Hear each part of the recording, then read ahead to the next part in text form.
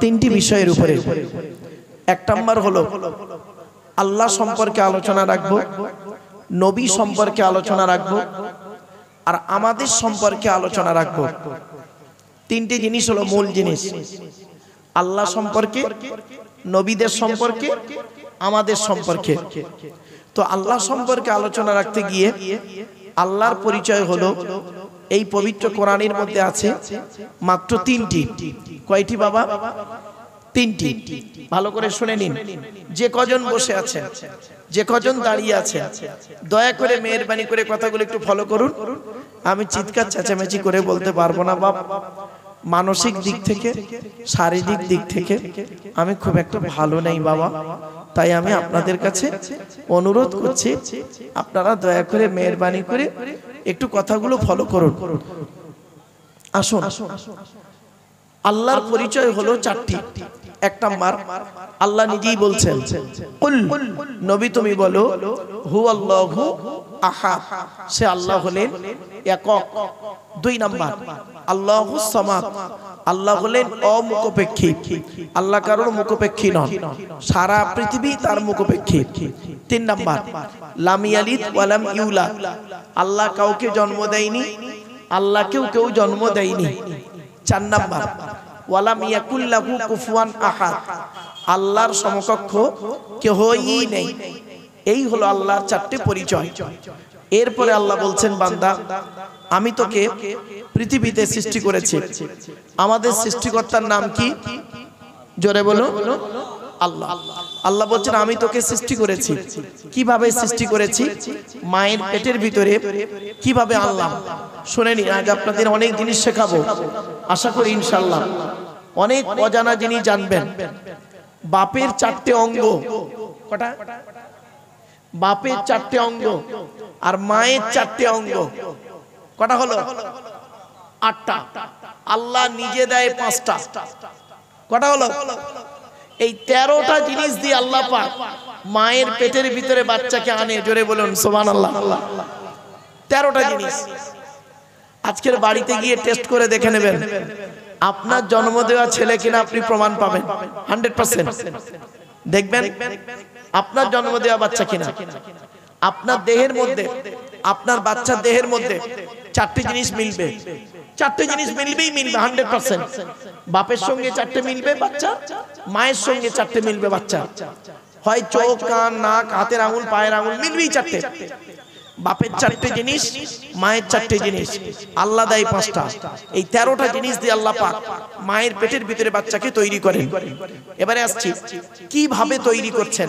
আল্লাহ পাক কোরআনে বলছেন, ওয়ালাকাদ খলাকনাল ইনসানা মিন সুলালাতিন মিন তিন সুম্মা জাআলনাহু নুতফাতান ফি করারিম মাকিন সুম্মা খলাকনান নুতফাতা আলাকাতান ফাখলাকনাল আলাকাতা মুদগাতান ফাখলাকনাল মুদগাতা ইযামান ফাকাসাউনাল ইযামা লাহমা সুম্মা আনশানাহু খালকান আখর।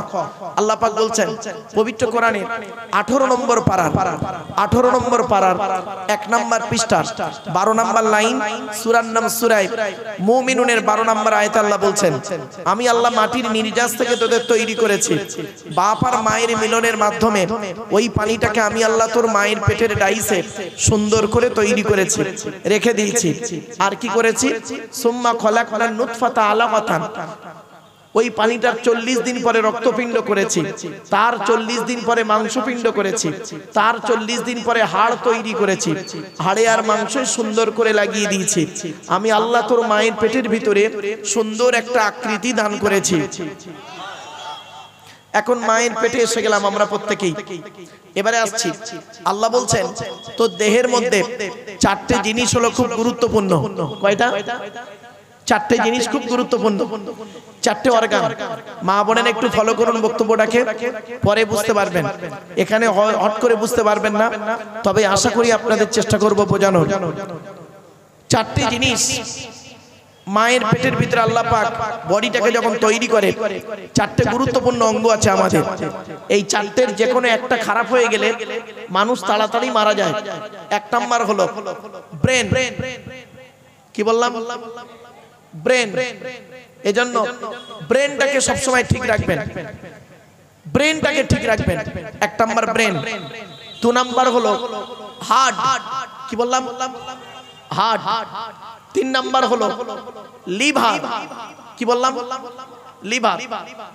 মেডিকেল সায়েন্স বলছে ম্যাক্সিমাম লোকের ফ্যাটি লিভার হয়, লিভারে চর্বি জমে। আমার আল্লাহ পাক ভালো জানেন যে মানুষ পৃথিবীতে হালাল প্রাণীর খাবার খেতে গিয়ে লিভারে চর্বি জমাবে। সেজন্য ওই লিভারের চর্বি কমানোর জন্য আল্লাহ পাক পৃথিবীতে 2টো খাবার তৈরি করেছেন। একটা হলো পেঁপে আর একটা হলো পাতি লেবু। কিছু বুঝতে পারছেন আমার ওয়াজ? হ্যাঁ। 4 নাম্বার হলো কিডনি। কি বললাম? কিডনি।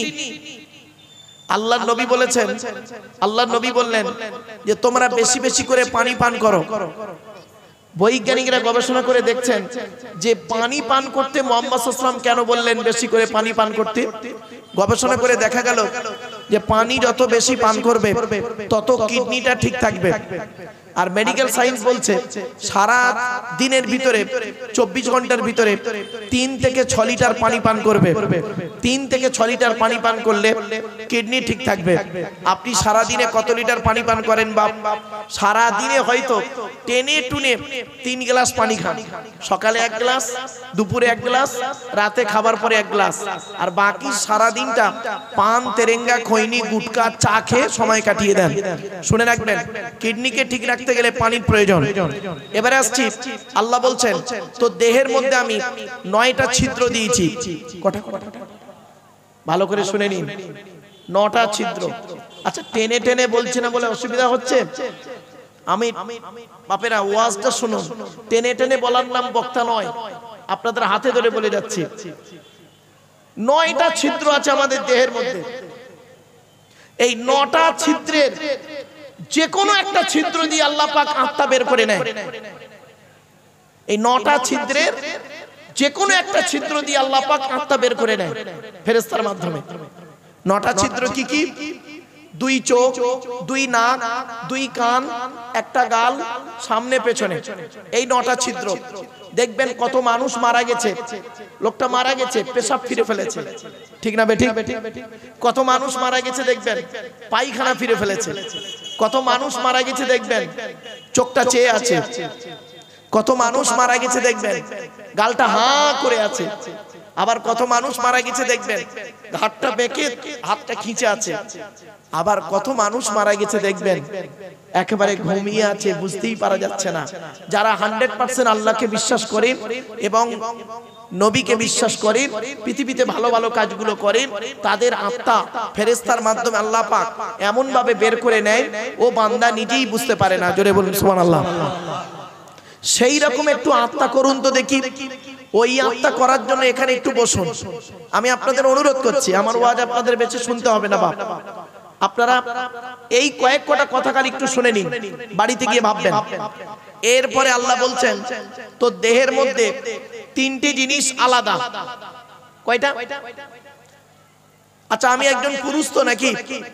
আরে বলুন না ভাই, আমি পুরুষ। ইনি যিনি আমার পাশে বসে আছেন ইনিও একজন পুরুষ। আপনারা যারা সামনে বসে দাঁড়িয়ে আছেন পুরুষ, কিন্তু আপনাদের দেহের মধ্যে যা যা আছে আমার দেহের মধ্যে তাই তাই আছে। কিন্তু 3টে জিনিস আল্লাহ আলাদা করে পাঠিয়েছেন। 1 নাম্বার, এই জন্য বলি কোরআনের আলোচনা শোনার লোকের অভাব, কোরআনের তাফসীর শোনার লোকের অভাব। শুনে নিন, 3টে জিনিস আলাদা প্রত্যেকের। 1 নাম্বার হলো ব্লাড গ্রুপ আলাদা, ঠিক না বেঠিক? ব্লাড গ্রুপ আলাদা। ব্লাডের 4টে গ্রুপ আছে, এ বি, এ বি আর ও, প্রত্যেকটার মাইনাস প্লাস। একটা হিন্দুর রক্তের ভিতরে 3টে জিনিস পাওয়া যায়, লোহিত কণিকা, শ্বেত কণিকা, অনুচক্রিকা, as a same no difference. একটা মুসলমানের রক্তের ভিতরে এই 3টিই পাওয়া যায়। সেজন্য হিন্দু মুসলিম কাঁধে কাঁধ মিলিয়ে চলবেন, নিজেদের মধ্যে ঝগড়া মারামারি করবেন না।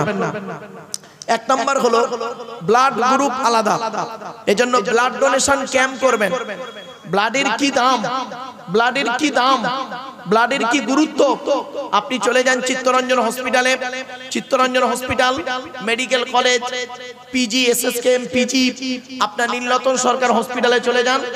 দেখবেন ব্লাডের কত দাম, এক প্যাকেট ব্লাডের জন্য লোকের কাছে ভিক্ষা চাইছে, লাখ হাজার হাজার টাকা দিয়ে এক প্যাকেট ব্লাড পাচ্ছে না। কারণ আমি তার জ্বলন্ত প্রমাণ বাপ, আমি নিজেই তার জ্বলন্ত প্রমাণ। আপনাদের অনুরোধ করে বলে যাচ্ছি, আলোচনা করতে দিন, 2-4 মিনিট 10 মিনিট যাক, তারপরেই বুঝতে পারবেন আলোচনা কোথায় হচ্ছে। এবারে আসছি, 1 নাম্বার ব্লাড গ্রুপ আলাদা, 2 নাম্বার কি আলাদা শুনে নিন। আচ্ছা আপনারা আধার কার্ড করেছেন? আরে ভাই বলুন না। আচ্ছা আধার কার্ড করার সময় অফিসাররা আপনাদেরকে বলেছিল কি, খেয়াল করে দেখুন তো, চোখটা বড় করে চান তো, বলেছিল না? কেন? কারণটা কি?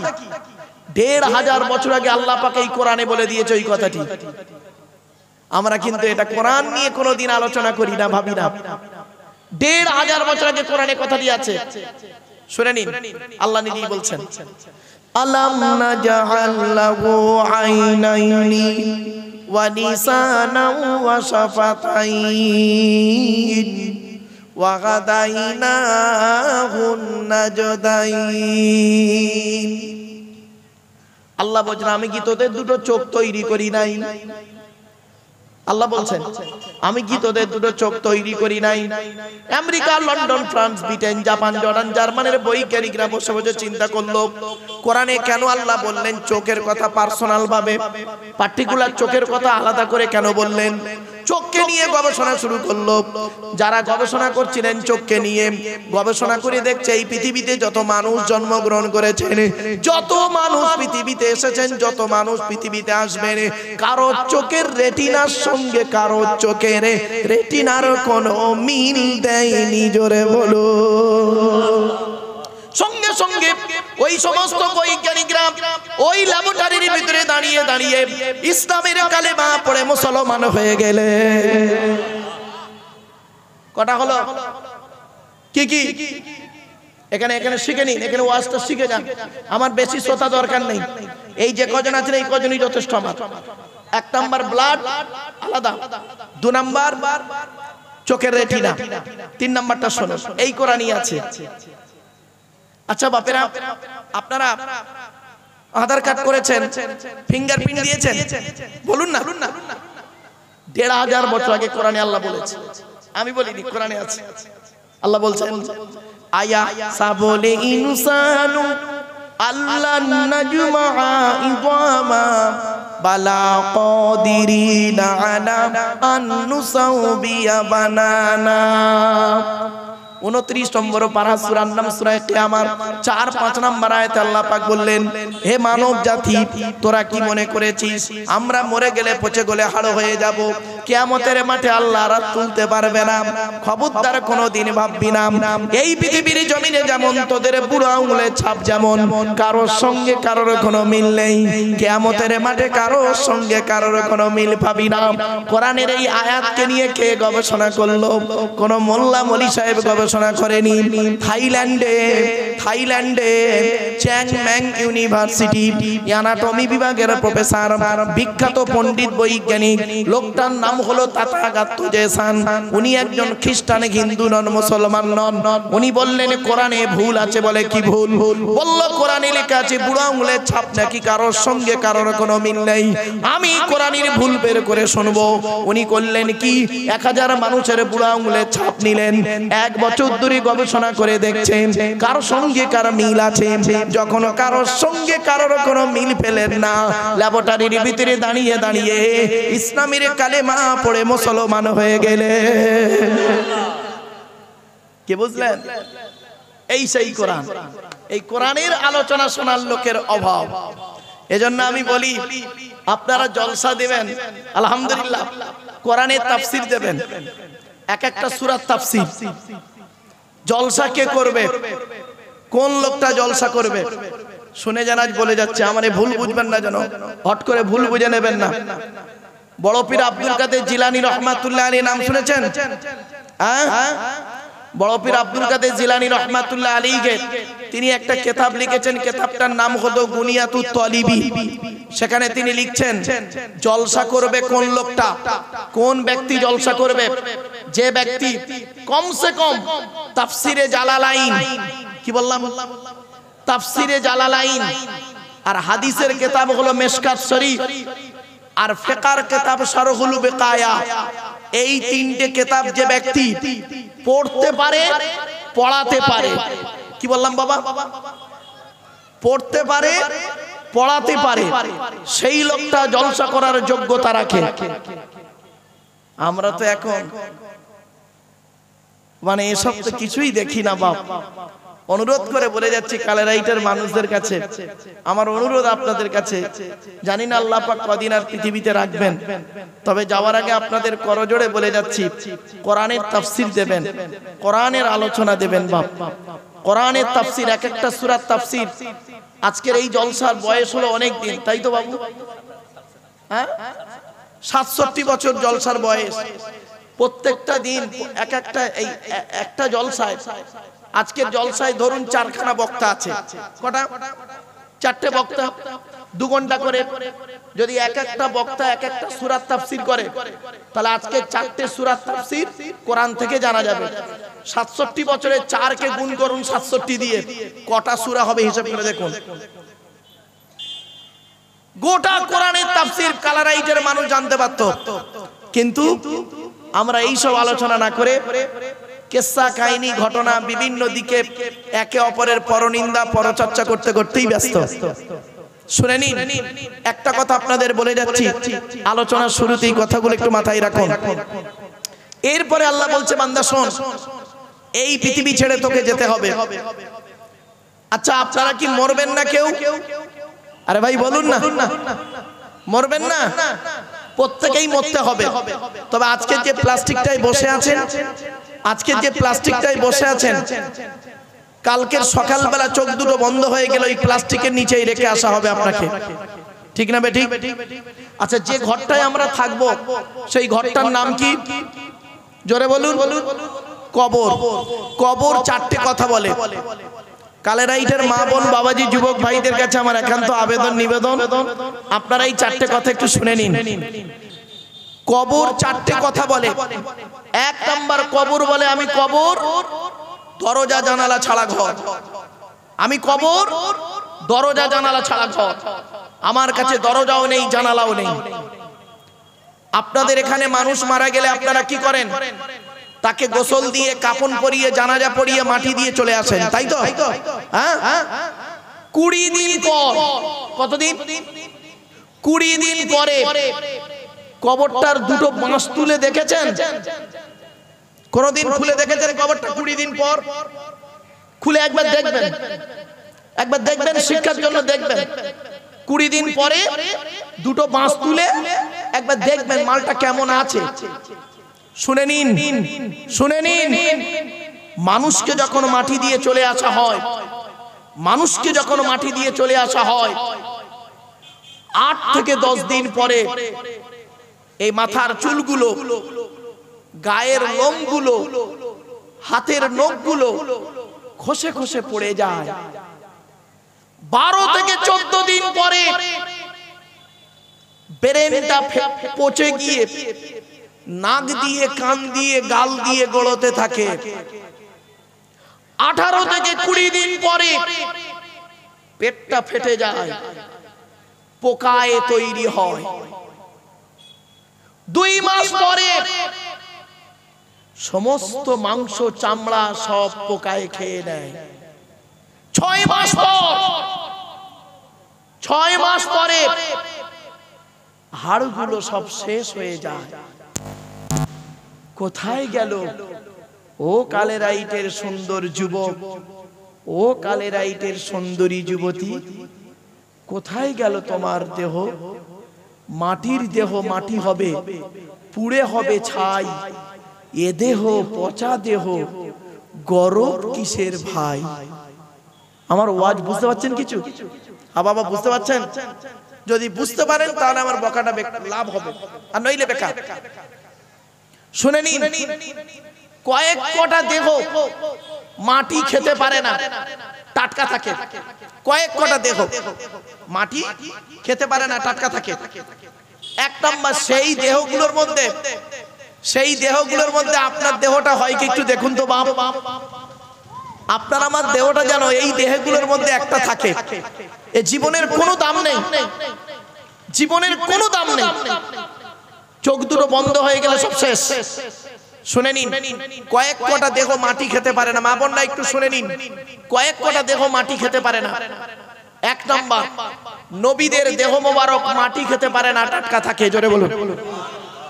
দুই নাম্বার, শহীদানদের দেহ মোবারক মাটি খেতে পারে না, টাটকা থাকে। তিন নাম্বার, মোকাম্মাল কোরআনে হাফেজের দেহ। কি কি? জোরে বলুন। মোকাম্মাল কোরআনে হাফেজের দেহ মাটি খেতে পারে না, টাটকা থাকে। তার জ্বলন্ত প্রমাণ দিচ্ছি, শুনে নিন। আমাদের দেশটার নাম ভারতবর্ষ, পাশের দেশটা হলো বাংলাদেশ। নাম শুনেছেন? বাংলাদেশে একটা জেলা আছে কুমিল্লা। কি বললাম? কুমিল্লা। ওই জেলাতে আমি গিয়েছি জলসা করতে। তো কুমিল্লা জেলায় একজন বাচ্চা ছেলে, 14 বছরের বাচ্চা ছেলে, কোরআনে হাফেজ হয়েছে। কোরআনে হাফেজ, 14 বছরের বাচ্চা ছেলে, ভালো হাফেজ। পেটের রোগে কয়েকদিন পরে বাচ্চাটা মারা যায়। তো গ্রামের লোকেরা তাকে জানাজা পড়িয়ে মাটি দেয়। 8 বছর পর, ক বছর? শুনে নিন আজকে, 8 বছর পরে ওই হাফেজ সাহেবের কবরের পাশে একটা কবর খোলা হচ্ছিল। খুলতে খুলতে হাফেজ সাহেবের কবরটা একটু খুলে যায়। দেখছে টাটকা দেহ। সঙ্গে সঙ্গে করেছে কি, যারা কবর খুলছিল ওরা মসজিদের ইমাম সাহেবকে ডেকে এনেছে।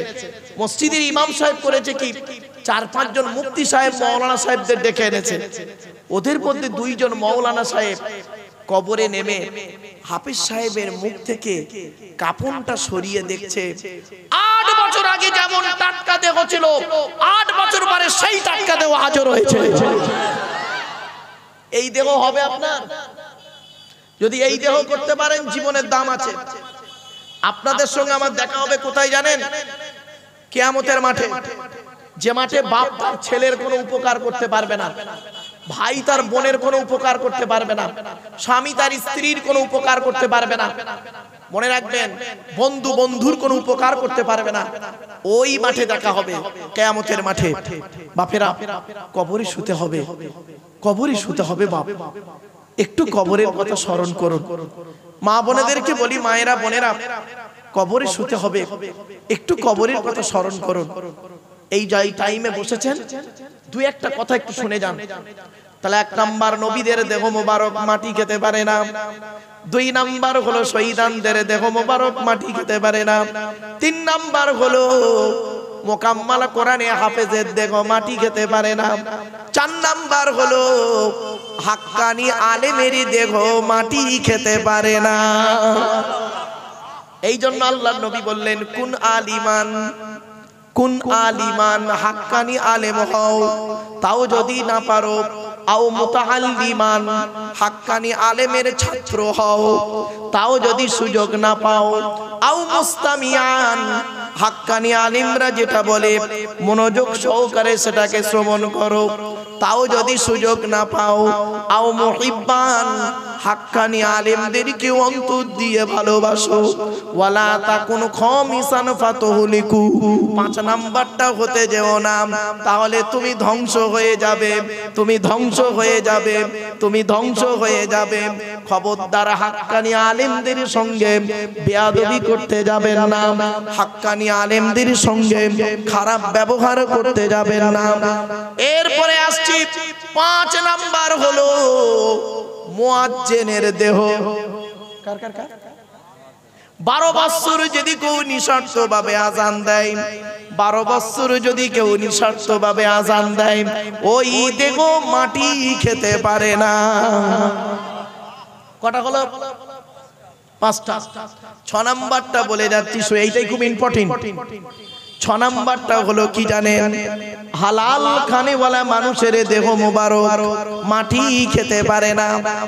এই জেলাটার নাম হলো দক্ষিণ 24 পরগনা। নদিয়া বলে একটা জেলা আছে, নাম শুনেছেন?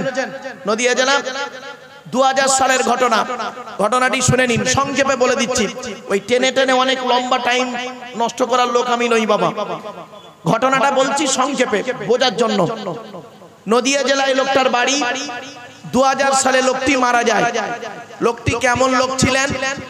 একদম সাদামাটা লোক ছিলেন, উনি আলেম মাওলানা মুফতি কিচ্ছু নয়, একদম সাদামাটা মানুষ। সাদামাটা মানুষ মানে বুঝতে পারছেন, জেনারেল মানুষ, শিক্ষা দীক্ষাও তেমন ছিল না, মূর্খ মানুষ। নিজের জমিতে চাষ করে খেতেন, নিজের জমিতে চাষ করে খেতেন। জীবনে কোনোদিন সুদ খায়নি, জীবনে কোনোদিন সুদ খায়নি, হারাম খায়নি। এক নাম্বার। দু নাম্বার লোকটা করতো কি, 5 ওয়াক্ত জামাতে নামাজ পড়তো। 3 নাম্বার লোকটা করতো কি, লোকের সঙ্গে ভালো কথা বলতো, কাউকে অহংকারমূলক কথা বলতো না, কাউকে তাচ্ছিল্য করতো না, কাউকে অপমান করতো না, ভালো বসে মিষ্টি মুখে কথা বলতো মানুষের সঙ্গে। লোকটি মারা যায় 2000 সালে। বৃহস্পতিবার সারাদিন লোকটা করেছে কি, লোকেদের সঙ্গে দেখা হয়েছে, সালাম দিয়েছে, মোসাফা করেছে, আর বলেছে বাবা আমি যদি মরে যাই আমারে ক্ষমা করে দিস, আমি যদি ভুল করে থাকি আমারে মাফ করে দিস। বৃহস্পতিবার সারাদিন করেছে লোকটা। বৃহস্পতিবার রাতে এশার নামাজ পড়ে লোকটা রাতের খাবার খেয়ে শুয়ে পড়েছে, আর ফজরে উঠতে পারেনি, মানে ইন্তেকাল করেছে।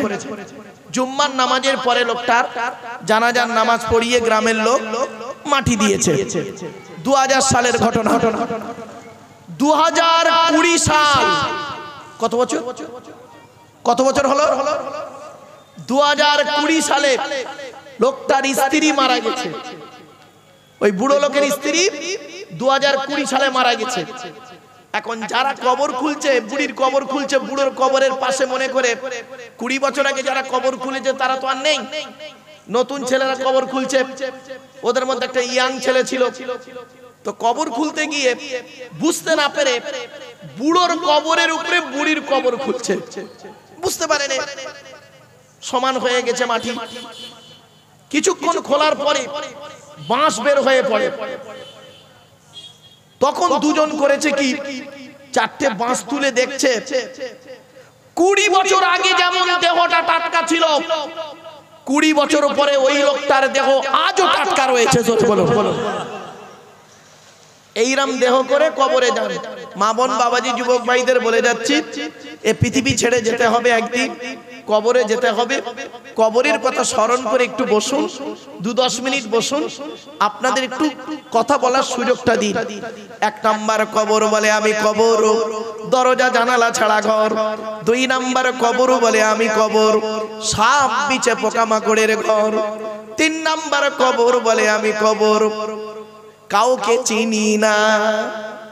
কি বললো?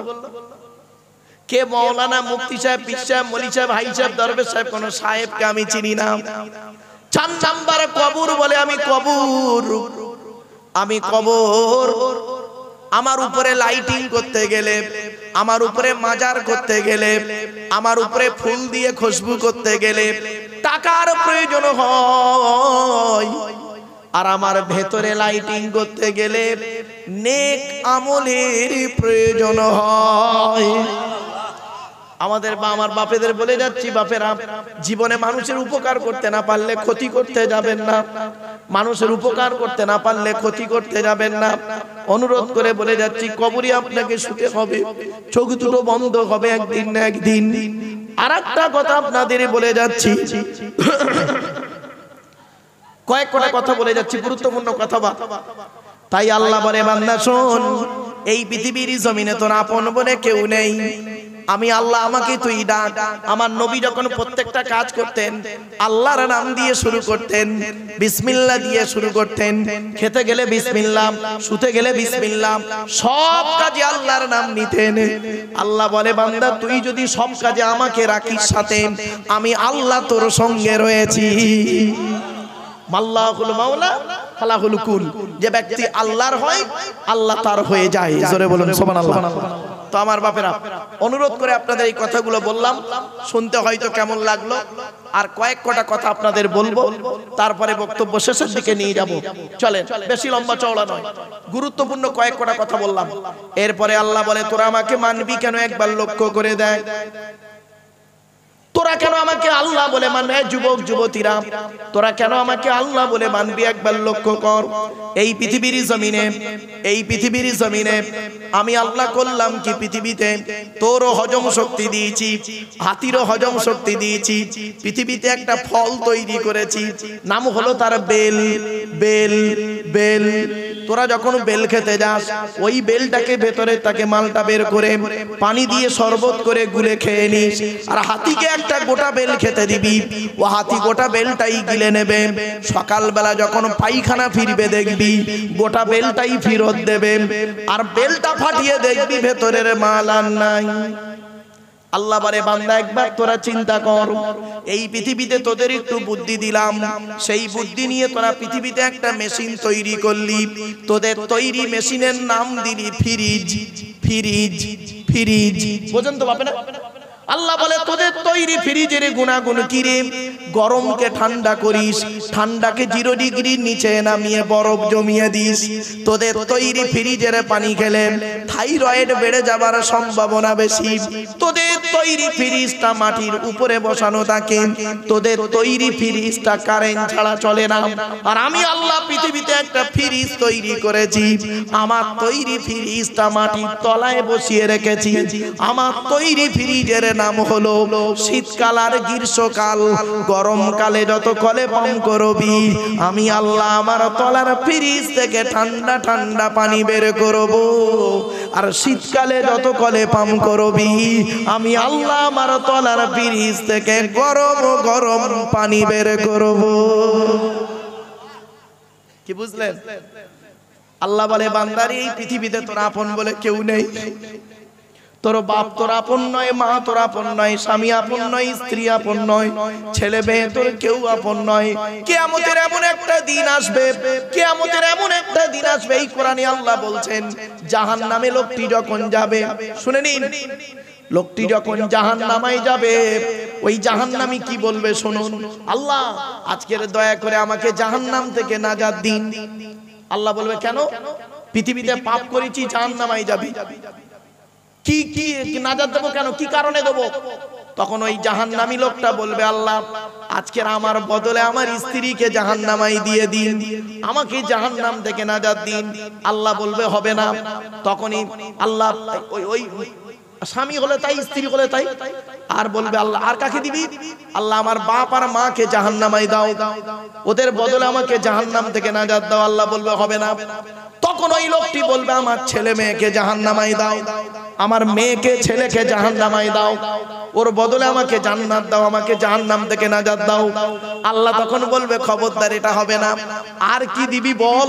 তখনও বলবে, আল্লাহ আমি পৃথিবীতে যা টাকা পয়সা ধন সম্পদ করেছি, ব্যাংক ব্যালেন্স যত করেছি, সব আমি আল্লাহ তোমাকে দিয়ে দিলাম, ওর বদলে তুমি জাহান্নাম থেকে নাজাত দাও। আল্লাহ বলবে, এটা কখনোই হবে না। আমার বাপেরা, নিজের জবাব নিজেকে দিতে হবে।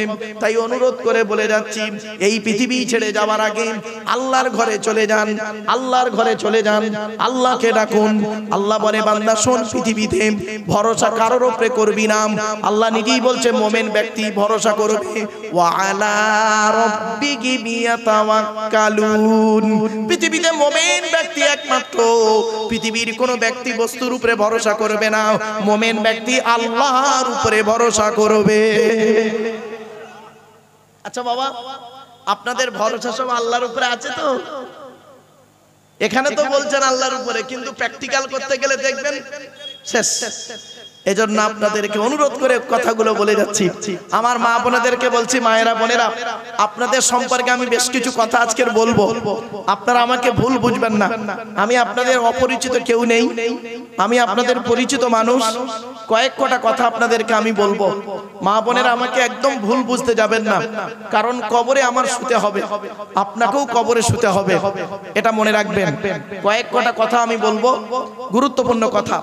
এতক্ষণ আমি আল্লাহ সম্পর্কে একটু ধারণা দিলাম, এবার নবী সম্পর্কে কয়েক কটা কথা বলে নিই। নবী হতে গেলে তার পরিচয় হলো, কমসে কম নবী হতে গেলে তার পরিচয় হলো তিনটি। কটা বাবা? তিনটে। নবী হতে গেলে তার পরিচয় তিনটে। কি কি? এক নাম্বার হলো, যিনি নবী হবে তার চরিত্র উত্তম হতে হবে। যিনি নবী হবে তার চরিত্র কি হতে হবে? উত্তম হতে হবে। 2 নাম্বার, যিনি নবী হবেন তার উপরে আল্লাহর তরফ থেকে ওহী নাযিল হতে হবে। 3 নাম্বার, যিনি নবী হবেন তার দ্বারাই অলৌকিক ঘটনা ঘটতে হবে, যাকে বলে মুজিজা। পৃথিবীতে যত নবী এসেছেন প্রত্যেক নবীর মাধ্যমে আল্লাহ পাক 1 থেকে 50টার ভিতরে মুজিজা দিয়েছেন। আমার নবী বিশ্ব নবী মুহাম্মদ সাল্লাল্লাহু আলাইহি ওয়াসাল্লামের মাধ্যমে আল্লাহ পাক পৃথিবীতে 1000-এরও বেশি মুজিজা দিয়েছেন। জোরে বলো। মনে রাখবেন, সেই 1000 মুজিজার ভিতরে সর্বশ্রেষ্ঠ হলো এই কোরআনুল কারীম নাযিল করা।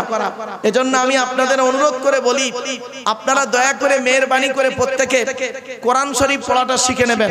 কোরআনের বাংলা অর্থ বের হয়ে গেছে, বাড়িতে বসে বসে কোরআনের বাংলা অর্থটুকু অন্তত পড়ার চেষ্টা করবেন। দেখবেন অনেক কিছু শিখতে পারবেন, জানতে পারবেন। উল্টোপাল্টা ভুলভাল মশলা, ভুলভাল ফতোয়া আপনারা দিতে যাবেন না, আর ভুলভাল ফতোয়া নিয়ে আমল করতে যাবেন না, নিজেকে ফেঁসে যাবেন।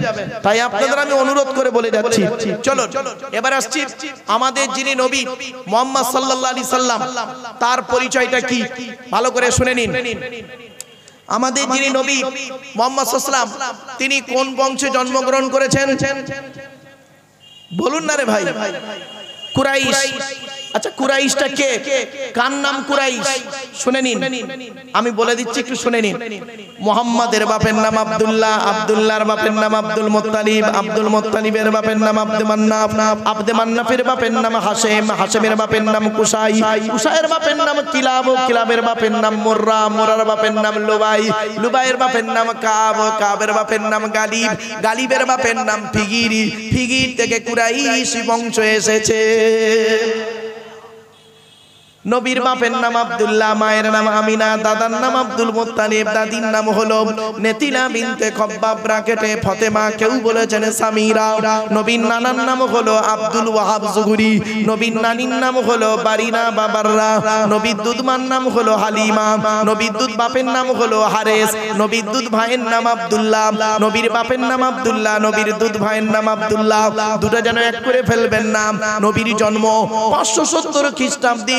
ইংরেজি কি মাস ছিল? 29শে আগস্ট। আরবি মাস ছিল রবিউল আউয়াল মাস, 12 তারিখ মতান্তরী 9 তারিখ সোমবার শবে সাদেকির সময় আরবের মক্কা নগরী কুরাইশ বংশে নবীর জন্ম। নবীর বাপেরা হলো 10 ভাই, নবীর মায়েরা হলো 19 বোন। নবীর বাপেরা ক ভাই? জোরে বলুন। 10 ভাই, নবীর মায়েরা 19 বোন। নবীর 9টা চাচা, 18টা খালা, 6টা ফুফু, 7টা ছেলে মেয়ে। সব নবী ভক্ত বসে আছে, আদৌ নবী সম্পর্কে কিছুই জানে না বাবা। এজন্য আমি অনুরোধ করে বলে যাচ্ছি, কথাগুলো মাথায় রাখুন। নবীর চাচা কটা বললাম? বাপেরা 10 ভাই, চাচা কটা? 9টা চাচার নাম শুনুন এবার। 9টা চাচা কে কে? এই নামগুলো একটু শুনে যান। 9টা চাচা কে কে? বড় চাচার নাম হারেস, কি বললাম? হারেস, জুবায়ের, মুকাইয়িম, ফাইদা, জাইদা, আবু লাহাব, হামজা, আব্বাস, আবু তালেব। নবীর বাপ হলো আব্দুল্লাহ। কই আবু জাহালের নাম তো এখানে নেই। আবু জাহাল নবীর নিজের চাচা নয়। অনেক বক্তা ওয়াজ করে বেড়ায় আবু জাহাল নাকি নবীর চাচা, বলে না অনেকে। ভুল ভাল, রাগ করবেন না কেউ। এজন্য আপনাদের বলে যাচ্ছে, হাতে ধরে বলে যাচ্ছে, আলেমের ওয়াজ শুনবেন। তাহলে আবু জাহালটা কে? আবু জাহালের পরিচয়টা কি? আবু জাহালের পরিচয়টা কি আজ শুনে যান, কালে রাইটের মাইসো তারা শুনে যান। এজন্য আমার ওয়াজ শুনতে গেলে একটু ব্রেনের দরকার আর ধৈর্যের দরকার।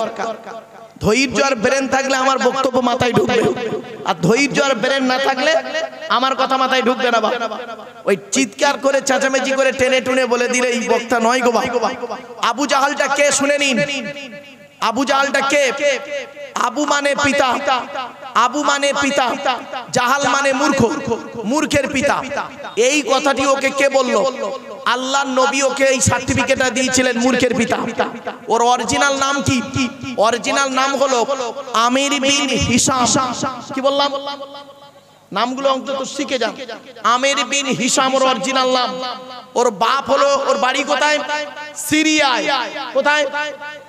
সিরিয়ায় বাড়ি। ওর বাপ হলো একজন মেথর। কি মেথর? মানে মেথরের কাজ করতো। ওর মা হলো একজন চরিত্রহীনা নারী। আর নবী ওর লানতের সার্টিফিকেট দিল মূর্খের পিতা। তাহলে কি দাঁড়ালো?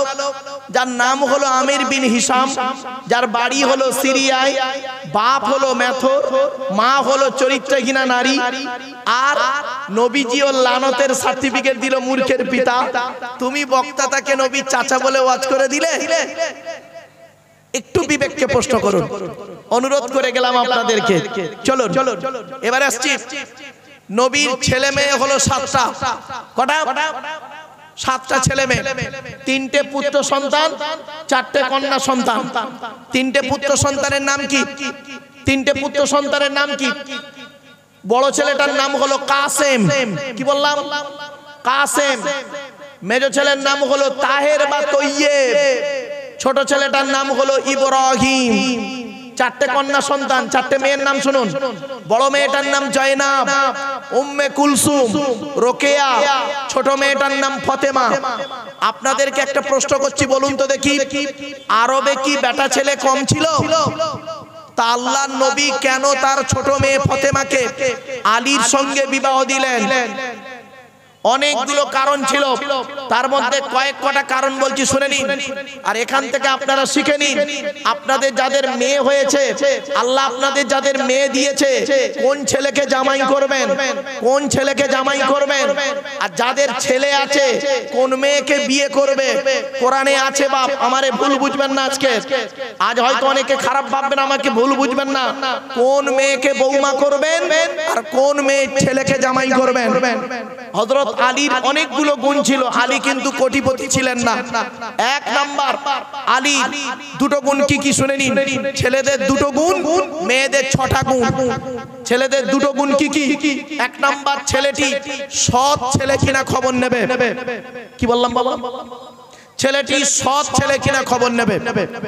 2 নাম্বার, ছেলেটি কর্মী কিনা খবর নেবে। কর্মী ভাষাটা বুঝতে পারছেন? কর্মী মানে পরিশ্রম করে কিনা খবর নেবে। এই দুটো গুণ যে ছেলের মধ্যে থাকবে, সেই ছেলেকে জামাই করবেন। কোন মেয়েকে বৌমা করবেন? যে মেয়ের মধ্যে 6টা গুণ পাবেন। এই কোরআনে লেখা আছে, আমারে ভুল বুঝবেন না। কোরআনে আছেন, শুনে নিন। মুসলিমাতিন, মুমিনাতিন, কানিতাতিন, তাইবাতিন, আবিদাতিন, সাইহাতিন, সাইয়্যিবাতিন ওয়া আবকারা। বাপেরা ভালো করে শুনে নিন। এই আয়াতটা কোথায় আছে? এই আয়াতটা আছে 28 নম্বর পারার 19 নম্বর পৃষ্ঠা 11 নম্বর লাইন। সূরার নাম সূরা তাহরিমের 5 নম্বর আয়াত। আল্লাহ বলছে, আমি বলিনি, খালি আয়াতটা তুলে আপনাদের মানে করে জানিয়ে দিচ্ছি। আমি একজন অনুবাদক, আমারে ভুল বুঝবেন না। আল্লাহ বলছেন, 1 নম্বর, মেয়েটি মুসলমান কিনা খবর নেবে। কি? মুসলমান কিনা খবর নেবে। 2 নাম্বার, মেয়েটি বিশ্বাসী মেয়ে কিনা খবর নেবে। বিশ্বাসী মেয়ে কিনা খবর নেবে, মুমিনা কিনা। 3 নাম্বার, মেয়েটি কানিতাতি, আনুগত্যশীলা মেয়ে কিনা খবর নেবে। দূর থেকে খবর নিয়ে দেখবেন মেয়েটি ওর বাপ আর মাকে ভক্তি শ্রদ্ধা করে কিনা খবর নেবে। যদি দূর থেকে খবর নিয়ে দেখেন সঠিক তথ্য, মেয়েটি ওর বাপ আর মাকে ভক্তি শ্রদ্ধা করে না, খবরদার ওই মেয়েকে ভিটেই তুলবেন না, বিবাহ করবেন না। ও নিজের বাম্মাকে ভক্তি শ্রদ্ধা করে না, তোমার বাম্মার পাতে সহজে একতলা ভাত দেবে, এই আশা তুমি করো না। আমার ওয়াজ বুঝতে পারছেন বাবা? 4 নাম্বার, কোরআনের কথা গো বাপ। 4 নাম্বার, তাইবাতিন, মেয়েটি তওবাকারিনী মেয়ে কিনা খবর নেবেন। অনুশোচনাকারিনী মেয়ে কিনা খবর নেবেন। 5 নাম্বার, আবিদাতিন, মেয়েটা ইবাদতকারিনী মেয়ে কিনা খবর নেবেন। মেয়েটার চরিত্রটা ঠিক আছে কিনা খবর নেবেন। 6 নাম্বার, সাইহাতিন, মেয়েটা রোজাদার মেয়ে কিনা খবর নেবেন। এই 6টা গুণ বিশিষ্ট মেয়েকে বিবাহ করলে আপনি দুনিয়াতে শান্তি পাবেন, আখিরাতে জান্নাত পাবেন। জোরে বলুন। আমার বাপেরা কথাগুলো একটু মাথায় রাখুন। ছোট্ট একটা উদাহরণ দিচ্ছি। হযরত আলী রাদিয়াল্লাহু তাআলা আনহু, হযরত আলী রাদিয়াল্লাহু তাআলা আনহু, ওনার স্ত্রীর নাম ছিল মা ফাতেমা, তাই তো নাকি? হ্যাঁ, শুনে নিন, ঘটনাটা শুনলে চমকে যাবেন আপনারা। হযরত আলী রাদিয়াল্লাহু তাআলা আনহু যতবার বাড়ি আসতেন, রাতের বেলা গভীর রাতে যত রাত হোক, বাড়ি আসলে মা ফাতেমাকে একবার যদি ফাতেমা বলে ডাকতেন, উনি সঙ্গে সঙ্গে উঠে দাঁড়িয়ে লাব্বাইক বলে দরজা খুলে দিতেন। তো একদিন আলী রাদিয়াল্লাহু তাআলা আনহু মা ফাতেমাকে জিজ্ঞাসা করছেন, ফাতেমা, তুমি নবীর বেটি, নবীর মেয়ে, তোমার সম্মান অনেক বড়, অতএব তুমি আমার জন্য আর জেগে থেকো না, তুমি ঘুমিয়ে পড়বে, চিন্তার কোনো কারণ নেই। হাসান হুসাইনকে নিয়ে তুমি ঘুমিয়ে পড়বে, আমার চিন্তা করো না। তখন মা ফাতেমা কি বলেছিল জানেন? শুনলে চমকে যাবেন আজকে। মায়েরা বোনেরা একটু শুনে নিন। মা ফাতেমা বলেছিলেন, এটা হলো আমার বাপের আদেশ আর মায়ের স্বভাব। কি বললো? কি বললো? বাপের কি আদেশ আর মায়ের স্বভাব, এইটা। তখন হযরত আলী তো চমকে গেলেন। মায়ের আদেশ আর বাপের, মায়ের স্বভাব আর বাপের আদেশ মানে? একটু ফাতেমা খুলে বলো না, একটু খুলে বলো না ফাতেমা। তখন মা ফাতেমা কি বলছে শুনে নিন। মা ফাতেমা বলছেন, আমরা হলাম 4 বোন। কখন? মা ফাতেমা বলছেন, আমরা 4 বোন। আমার মা হলো খাদিজা, আমার মা হলো খাদিজা। সকলে জানেন খাদিজার বয়স যখন 40+, নবীর বয়স তখন 25। তখন বিবাহ হয়েছিল। খাদিজা ছিলেন বিধবা নারী, সকলে জানেন। 2টা স্বামী আগে বিবাহ হয়েছিল, 2বার। তারপরে বিবাহ করেছিলেন আম্মা জান খাদিজাকে। এই ঘটনাটি শুনে নিন। তখন মা ফাতেমা বলছে, আমরা 4 বোন, আমার 4 বোন, আমার আম্মা জান আমাদের 4 বোনকে খাইয়ে, রাতের বেলা খাইয়ে ঘুম পাড়িয়ে দিয়ে আমার আম্মা জান সারা রাত দরজায় হেলান দিয়ে দাঁড়িয়ে দাঁড়িয়ে আল্লাহ আল্লাহর জিকির করতেন। আর আমার আব্বা জান মানে রাসূলুল্লাহ, আমার আব্বা জান যতবারই আসতেন মানে এসেই এক ডাকে খাদিজা বলে ডাকলি আল্লাহ রাসূলের স্ত্রী আম্মা জান খাদিজা দরজা লাব্বাইক লাব্বাইক ইয়া রাসূলুল্লাহ বলেই দরজা খুলে দিতেন। একদিন করেছে কি আল্লাহর নবী বলছেন, খাদিজা তুমি ঘুমাবে, তুমি আমার জন্য জেগে থেকো, মেয়ে ছেলে ঘুমিয়ে পড়বে, আমার আসতে একটু দেরি হয়।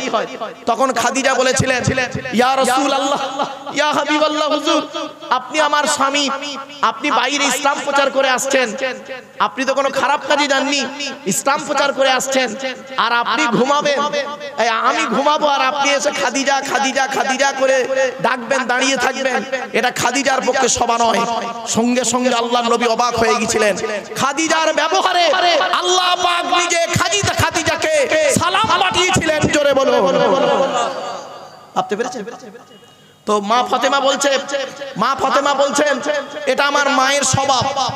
আমি আমার মাকে দেখেছি আব্বার জন্য অপেক্ষা করতে, তাই আমি আপনার জন্য অপেক্ষা করি। আচ্ছা, মায়ের স্বভাবটা নাই বুঝলাম, বাপের আদেশটা কি শোনেন। বাপের আদেশটা কি?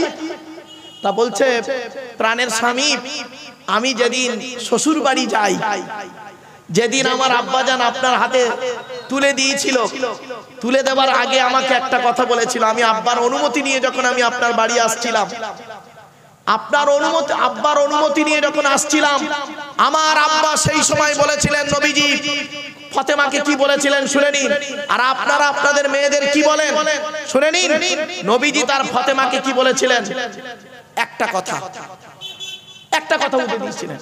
যখন ফাতেমা যখন বলছেন নবীকে, ইয়া রাসূলুল্লাহ, ইয়া আব্বাজান, আমি শ্বশুর বাড়ি যাচ্ছি, দোয়া করবেন, কিছু উপদেশ দেন আমাকে। তো নবীজি উপদেশ দিচ্ছে একটা কথা, ফাতেমা আলীকে দ্বিতীয়বার ডাকতে যেন না হয়। কি বললো? জোরে বলো। দ্বিতীয়বার ডাকতে যেন না হয়।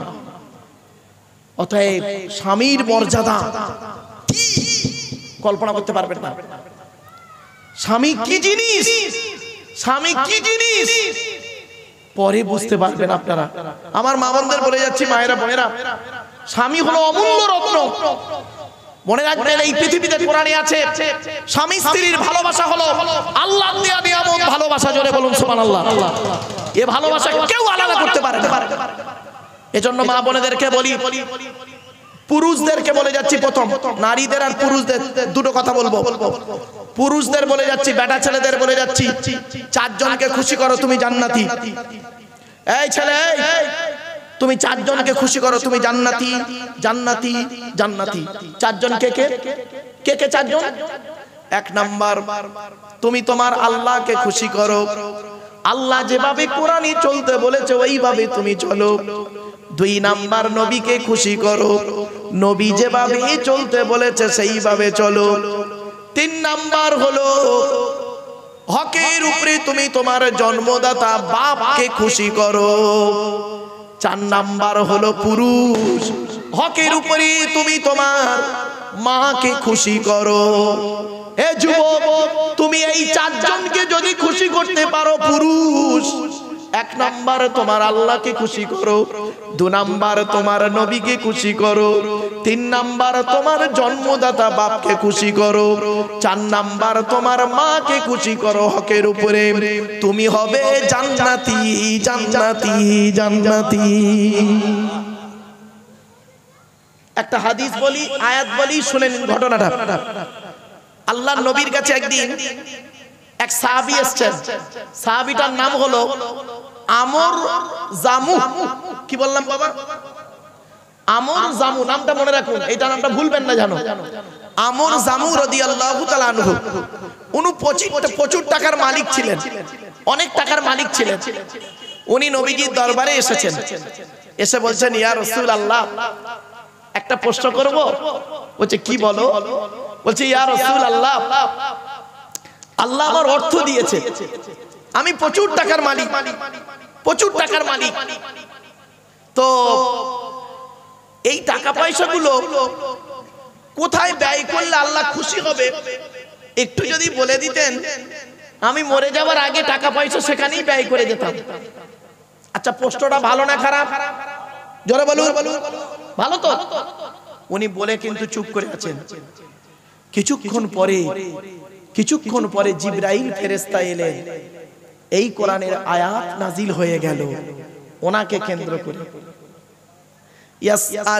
ইয়াসআলুনাকা মাযা ইউনফিকুন কুল মা আনফাকতুম মিন খায়রিন ফালিওয়ালিদাইনি ওয়াল আকরাবিন। 2 নম্বর পারার 12 নম্বর পৃষ্ঠা 13 নম্বর লাইন, সূরার নাম সূরা বাকারার মধ্যে আল্লাহ পাক বলে দিলেন, নবী তোমাকে ওরা প্রশ্ন করছে টাকা পয়সা কোথায় ব্যয় করলে আল্লাহ খুশি হবে। নবী তুমি বলে দাও, নবী তুমি বলে দাও, সর্বপ্রথম টাকা পয়সাগুলো তোমরা তোমাদের বুড়ো বুড়ি বাবার মায়ের পিছনে ব্যয় করবে, আল্লাহ খুশি হয়ে যাবে। বন্ধুরে, বাম্মা কি জিনিস, বাপ কি জিনিস, মা কি জিনিস। যাদের বাম্মা বেঁচে আছে তারা এখনো বুঝতে পারেনি, যাদের বাম্মা অন্ধকার নীরব নগরে চলে গেছে তারাই বুঝতে পারছে বাম্মা কি জিনিস। বাপেরা,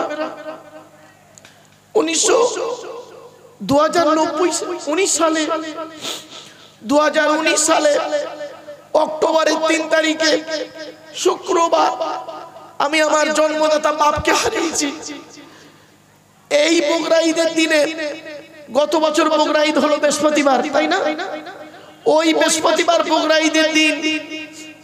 ঈদের দিন বেলা 11:30টার সময় আমি আমার মাকে হারিয়েছি।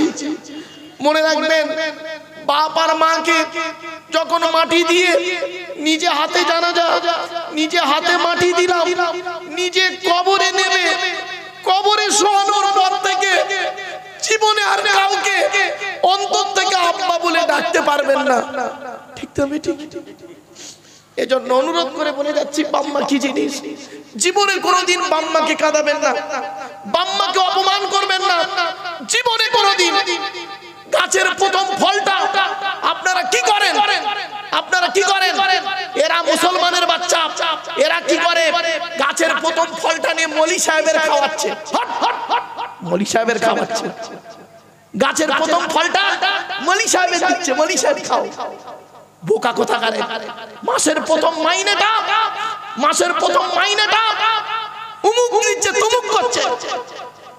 সর্বপ্রথম টাকা পয়সা ব্যয় করবেন বাম্মার পেছনে, আল্লাহ খুশি হয়ে যাবে। জোরে বলুন সুবহানাল্লাহ। যাদের বাড়িতে বুড়ো বুড়ি বাপ আর মা বেঁচে আছে, যাদের বাড়িতে বুড়ো বুড়ি বাপ আর মা বেঁচে আছে, বাড়ি থেকে যখন বেরোবে, বাড়ি থেকে যখন বেরোবে, বাপ আর মায়ের দোয়া নিয়ে বাড়ি থেকে বেরোবে। বাপ আর মায়ের দোয়া যদি তোমার সঙ্গে থাকে, লরির তলার ভিতরে ঢুকে যাবে, গাড়ির তলার ভিতরে ঢুকে যাবে। আমার আল্লাহ করবে কি? বাম্মার দোয়ার ওসিলায় গাড়ির তলার ভেতর থেকে জীবিত টেনে বের করে আনবে। আমি বলিনি বাপ, রাসূলুল্লাহর হাদিস। আল্লাহর নবী বলছেন, রাদিয়াল্লাহু ফি রাদিয়াল ওয়ালিদাইন ওয়া সাকতুল্লাহি ফি সাকতিল ওয়ালিদাইন। আল্লাহর নবী বলেছেন, আমি বলিনি বাপ, আল্লাহর নবী বলছেন, হকের উপরে তোমার বাম্মা যদি নারাজ হয়ে যায় তোমার উপরে, আল্লাহ নারাজ হয়ে যাবে। হকের উপরে তোমার বাম্মা যদি খুশি হয়ে যায়, আল্লাহ খুশি হয়ে যাবে। খবরদার মুরব্বীদের বলে যাচ্ছি, যাদের বাপ মরে গেছে, মাটির তলায় চলে গেছে, মরা বাপের কথা একটু স্মরণ করুন, মরা মায়ের কথা স্মরণ করুন। মা যতদিন বেঁচে ছিল একটা আপেল কিনে খেতে দেয়নি, বাপ যতদিন বেঁচে ছিল একটা আপেল কিনে বাপকে খেতে দেয়নি। সেই বাবা মারা গেছে, আব্দুল্লাহ ইল মারুফকে দাওয়াত করে 40 জন 4000 লোককে খানা করে খাইয়ে দিচ্ছ, কিছুই হবে না। মনে রেখো, তোমার বাপ আর মা যতদিন বেঁচে ছিল, জীবিত বাম্মাকে তুমি খেতে দাওনি, জীবিত বাম্মার পিছনে তুমি পয়সা ব্যয় করুনি, জীবিত বাম্মার পাশে বসে তার দুঃখ সুখ দুঃখের কথা শুনুনি, আর বাম্মা মরে গেছে তার জন্য এত কিছু করবে। মনে রেখো, জবাব তোমাকে দিতে হবে। হাতে ধরে বলে যাচ্ছি বাপ, জীবনে কোনোদিন বুড়ো বুড়ি বাম্মাকে কাঁদাবেন না। বেটা ছেলেদের জন্য বলছি, 4 জনকে খুশি করলে বাপ তুমি জান্নাতি। বাপ এই কালেরাইতে জমিনে জানি না আল্লাহ পাক কতদিন বাঁচিয়ে রাখবে আর আনাবে। এসেছি যেহেতু, স্টেজে যখন উঠেছি, একটু আপনাদের বলে যাই বাপ, আমার এই ভুল বুঝতে যাবেন না। আল্লাহর পরেই, নবীদের পরেই স্থান হলো বাপ আর মায়ের। তো বাম্মাকে কোনোদিন কাঁদাবেন না। বাম্মা যাদের চলে গেছে, যাদের বাম্মা চলে গেছে তাদের জন্য কি করবেন? নবীজি বলেছেন, মান যারা কবরা আবাওয়াইহি আও আহাদিহিমা ফি কুল্লি জুমআতিন গুফিরা লাহু ওয়া কুতিবা লাহু বারাআ।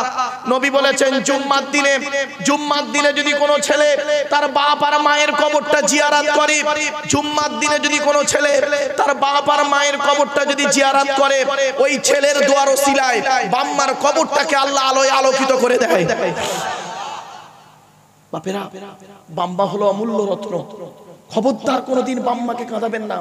শুনে নিন, বাপ আর মা যদি নারাজ হয়ে যায় শেষ হয়ে যাবে। এই কোরআনের দলিল কোথায় কোথায় আছে খালি গুনতে শুরু করে আমি বলতে শুরু করি। 1 নম্বর পারার 11 নম্বর পৃষ্ঠা 12 নম্বর লাইন, সূরার নাম সূরা বাকারা, ওয়াবিল ওয়ালিদাইনি ইহসানা, বাম্মার খেদমত করো। 2 নম্বর পারার 12 নম্বর পৃষ্ঠা 13 নম্বর লাইন, সূরার নাম সূরা বাকারা, বাম্মার পিছনে টাকা পয়সা ব্যয় করো। 5 নম্বর পারার 3 নম্বর পৃষ্ঠা 3 নম্বর লাইন, সূরার নাম সূরা নিসার 36 নম্বর আয়াত, ওয়াবুদুল্লাহা ওয়া লা তুশরিকু বিহি শাইয়্যা ওয়াবিল ওয়ালিদাইনি ইহসানা, বাম্মার পিছনে পয়সা ব্যয় করো, বাম্মার পিছনে খেদমত করো। 8 নম্বর পারা 7 নম্বর পৃষ্ঠার 11 নম্বর লাইন, সূরার নাম সূরা আনামের 151 নম্বর আয়াত, লা তুশরিকু বিহি শাইয়্যা ওয়াবিল ওয়ালিদাইনি ইহসানা, বাম্মার খেদমত করো। 15 নম্বর পারা 3 নম্বর পৃষ্ঠা 2 নম্বর 7 নম্বর লাইন, সূরার নাম সূরা বানী ইসরাঈল, ওয়া ক্বাদা রাব্বুকা আল্লা তা'বুদু ইল্লা ইয়্যা ওয়াবিল ওয়ালিদাইনি ইহসানা, বাম্মার খেদমত করো। শুধু তাই নয়, আর আল্লাহ বলেছেন 20 নম্বর পারা 16 নম্বর পৃষ্ঠা 4 নম্বর লাইন, সূরার নাম সূরা আনকাবুত, ওয়া ওয়াসাইনাল ইনসানা বিওয়ালিদাইহি হুসনা, বাম্মার খেদমত করো। 21 নম্বর পারার 11 নম্বর পৃষ্ঠা 6 নম্বর লাইন, সূরার নাম সূরা লোকমান। ওয়াসাইনাল ইনসানা বিওয়ালিদাইহি, বাম্মার খিদমত করো। 26 নম্বর পারা 2 নম্বর পৃষ্ঠা 11 নম্বর লাইন, সূরার নাম সূরা আহকাব। ওয়াসাইনাল ইনসানা বিওয়ালিদাইহি হুসনা ইহসানা আমালাতহু উম্মুহু কুরহা ওয়া ওয়াদাতহু কুরহা। তোরা তোদের বাপ আর মায়ের সেবা যত্ন কর। তোদের মা তোদের বড় কষ্ট করে গর্ভে ধারণ করেছে, দুনিয়ার মুখটা বড় কষ্ট করে দেখিয়েছে। সন্তান তুমি যত বড় আলেম, হাফেজ, মাস্টার, ডাক্তার, ইঞ্জিনিয়ার, প্রফেসর হও না কেন, ইন্নাল জান্নাতা তাহতা আকদামিল উম্মাহাত, হে ছেলে মেয়েরা, তোদের জান্নাত হলো তোদের বাপ আর মায়ের পায়ের তলায়। জোরে বলুন জান্নাত কোথায়? বাম্মার পায়ের তলায়। যা আগে বাম্মার সেবা করে যা। রাগ করবেন না বাপ। বাপ চাষি, বাপ চাষি, শ্বশুর পীর সাহেব। কি বললাম? বল বল বল বল। বাপ চাষি, শ্বশুর পীর সাহেব। এখন ওকে জিজ্ঞাসা করা হচ্ছে, ভাই তুমি কে, তোমার পরিচয় কি? বাপের নাম বলছে না, বলছে উমুক পীর সাহেবের জামাই। কিছু বুঝতে পারলেন না? ওর বাপের নাম বলতে লজ্জা লাগছে। মনে রাখবে আল্লাহ রাসূল বলেছেন, যারা বাপকে পরিচয় দেয় না, যারা বাপের সম্মান করে না, যারা বাপের সম্মানকে, বাপের পরিচয়কে যারা গোপন রেখে অন্যের পরিচয় পরিচিত লাভ করতে পারে, আল্লাহ কিয়ামতের মাঠে তাদের ছাড়বে না। আমার কথা নয়, বাপ গরিব হোক, ফকির হোক, ওই যথেষ্ট। ঠিক না বেঠিক?